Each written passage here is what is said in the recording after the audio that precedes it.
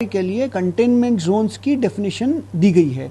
तो जो भी कंटेनमेंट जोन अभी हमने बताया 25 मीटर हो या 50 मीटर हो, तो वहाँ निगरानी कार्य किया जाएगा। अन्य किसी भी आर्थिक गतिविधियों को प्रभावित नहीं किया जाएगा, परंतु निगरानी करने का तात्पर्य है कि उन एरियाज में चिकित्सा विभाग के जो स्थानीय कर्मचारी है अथवा स्थानीय जो प्राधिकरण के कर्मचारी है, राजस्व विभाग के कर्मचारी है, वो वहाँ पर एरिया की रेकी करते हुए वहाँ पर देखेंगे कि कौन लक्षण युक्त व्यक्ति है अथवा कौन कॉन्टैक्ट्स में रहे हैं और चेन कैसे वहाँ ब्रेक किया जा सकता है। वहाँ स्थानीय निगरानी समितियों के माध्यम से सर्वेलेंस प्रभावी तरीके से करते हुए ऐसे व्यक्तियों को आइसोलेट किया जाएगा। अन्य जो आर्थिक गतिविधि है वो जैसे चल रही है वैसे चलती रहेगी।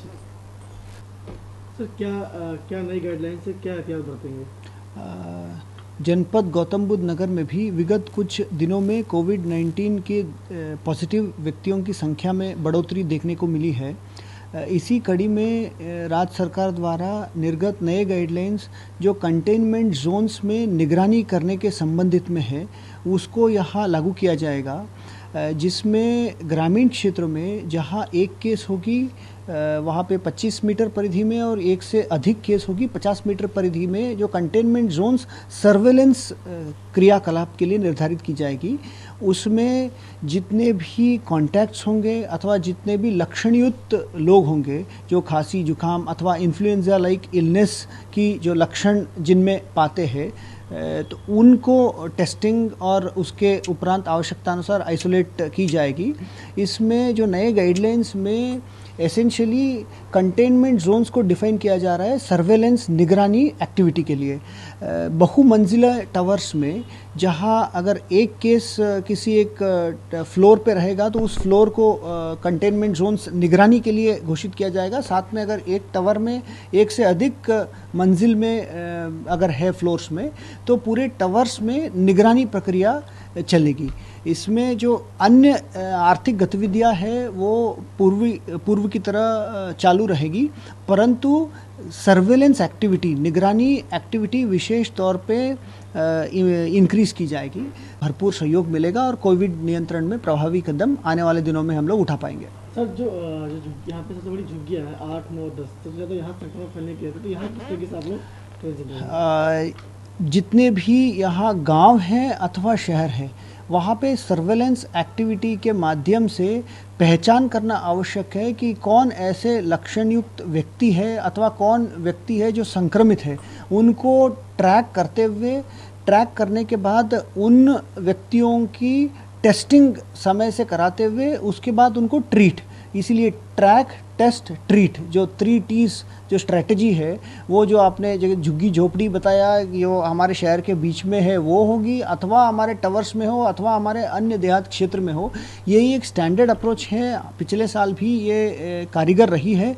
इसी अप्रोच को और इंटेंसिवली किया जाएगा इन झुग्गी झोपड़ियों में भी, इन गाँवों में भी जहाँ मेड्स रहते हैं अथवा जहाँ नौकर रहते हैं अथवा टावर्स में भी जो लोग रहते हैं अथवा RWS में लोग रहते हैं, वहाँ भी चिन्हित करते हुए आवश्यकता अनुसार जो टेस्टिंग बढ़ाई गई है पॉजिटिविटी रेट को देखते हुए, उसके बाद आइसोलेट करते हुए हमें चेन ब्रेक करने की जो कार्रवाई करनी है, तो उसी के अनुसार कार्रवाई की जाएगी। सर, एक आखिरी सवाल कि लगभग जो लोग अटैच होंगे, जो कोविड पेशेंट निकलेगा, उसे कितना दिन अंदर रहना पड़ेगा सीलिंग एरिया में?